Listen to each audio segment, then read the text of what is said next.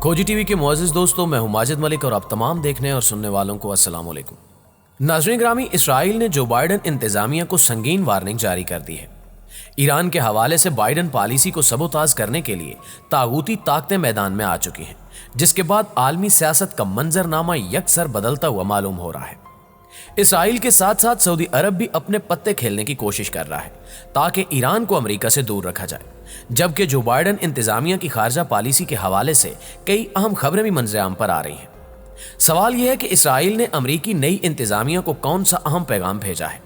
क्या जो बाइडन भी ट्रंप की तरह इसराइली हुक्काम के मातहत काम करेंगे?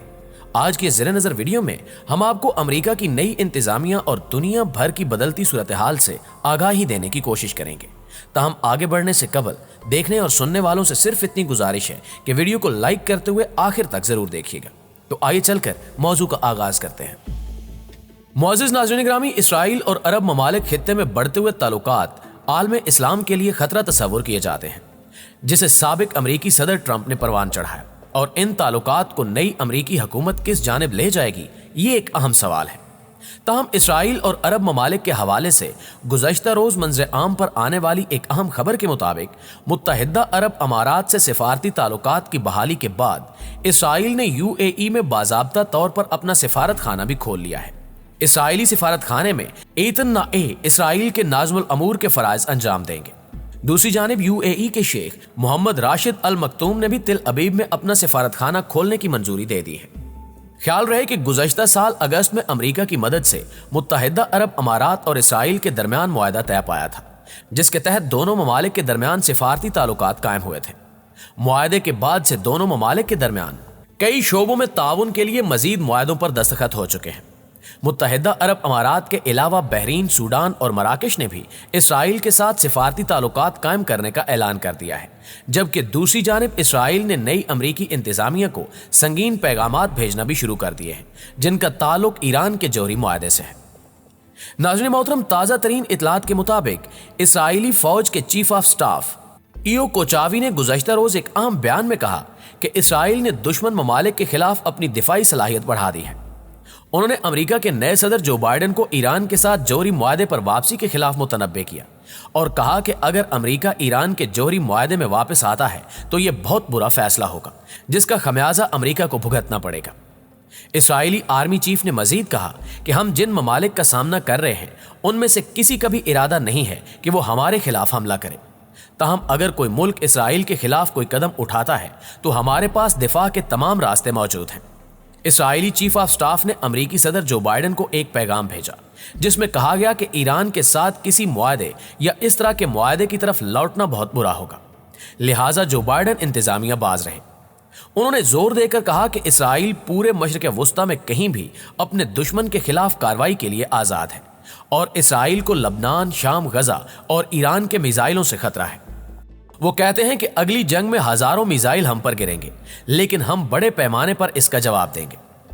इसराइली चीफ ऑफ स्टाफ का कहना था कि हम लबनान और गजा को इंतबा देंगे कि जंग शुरू होने की सूरत में वो अपने घरों को छोड़ दें। उन्होंने मजीद कहा कि इस साल एक माह के लिए होने वाली मशकों में जामे जंग की तैयारी की तरबियत दी जाएगी, क्योंकि जनूबी लबनान में बड़ी तादाद में घरों में गोला बारूद और मिसाइल मौजूद हैं। उन्होंने इंकिशाफ किया कि गुज़श्ता साल इसराइली फौज ने शाम में 500 से ज्यादा आदाफ पर बमबारी की थी। दोस्तों, इस बयान पर आलमी माहिरीन ये अंदाजा लगा रहे हैं कि इसराइल ने अमेरिका के हवाले से खारजा पॉलिसी में खातिर तब्दीली की है, जबकि सऊदी अरब भी ईरान के हवाले से अमेरिका पर दबाव डालने की कोशिश में है।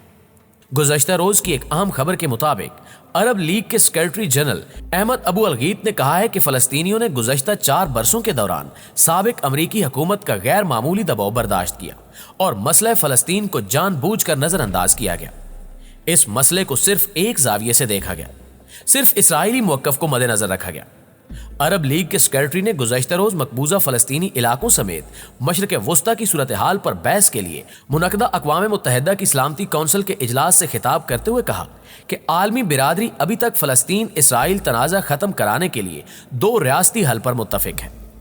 अक़वाम मुत्तहिदा की सलामती कौंसिल की अब तक राय यही है कि मकबूजा अरब इलाकों में यहूदी बस्तियों की तामीर गैर कानूनी है। बैतुल मक़दस को इसराइल का दारुल हुकूमत करार देना गैर कानूनी है और ये मुज़ाकरात के जरिए तनाज़े के हल के असूल के भी मुनाफी है।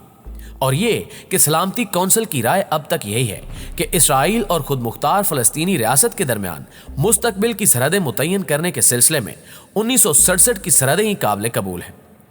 انہوں نے نئی امریکی حکومت سے مطالبہ کیا کہ وہ مشرق وسطی میں امن عمل کا کمرہ درست کرے۔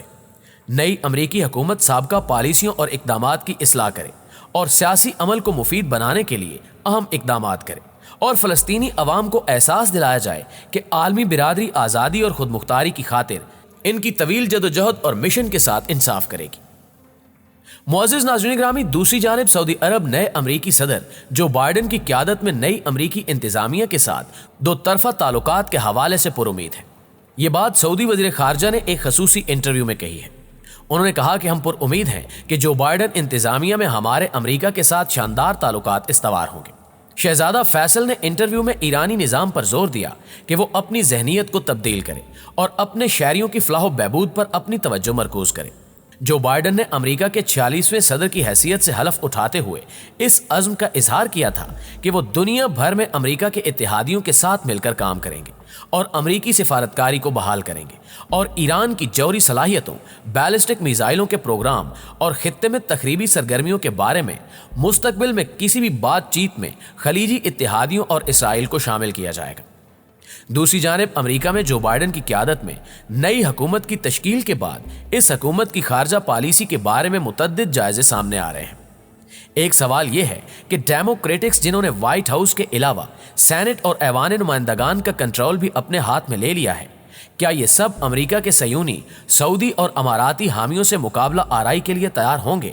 اور اگر وہ ان کے ساتھ مل کر چلنے کی پالیسی اختیار کرتے ہیں تو اس کے کیا نتائج برآمد ہو سکتے ہیں؟ جب ٹرمپ برسر اقتدار آئے تھے تبھی یہ بات واضح ہو گئی تھی کہ وہ تنہا نہیں ہے، بلکہ ملک میں انتہا پسند عیسائیوں کے علاوہ ملک کے باہر انہیں نیتن یاہو کی قیادت میں صہیونیوں کی حمایت حاصل رہی، جبکہ مسٹر ٹرمپ کے سعودی عرب نیز امارات کے شہزادوں بن سلمان اور شیخ زید سے بھی قریبی تعلقات رہ چکے ہیں۔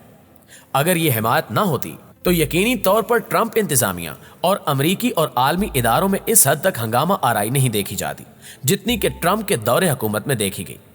تاہم اب دیکھنا یہ ہے کہ کیا جو بائیڈن کے دور حکومت میں بھی یہی سب چلتا رہے گا یا پھر کوئی بڑی تبدیلی آئے گی؟ اس حوالے سے دیکھنے اور سننے والے معزز دوستوں کی رائے کیا کہتی ہے، کمنٹ کر کے ہمیں بھی ضرور بتائیے گا، اور اگر ویڈیو اچھی لگے تو اسے لائک کرتے ہوئے اپنے دیگر دوستوں کے ساتھ بھی شیئر کر دیجیے۔ انشاءاللہ آپ سے ملاقات ہوتی ہے اگلی ویڈیو میں، تب تک اپنا اور اپنے پیاروں کا ڈھیر سارا خیال رکھیے گا۔ اللہ نگہبان۔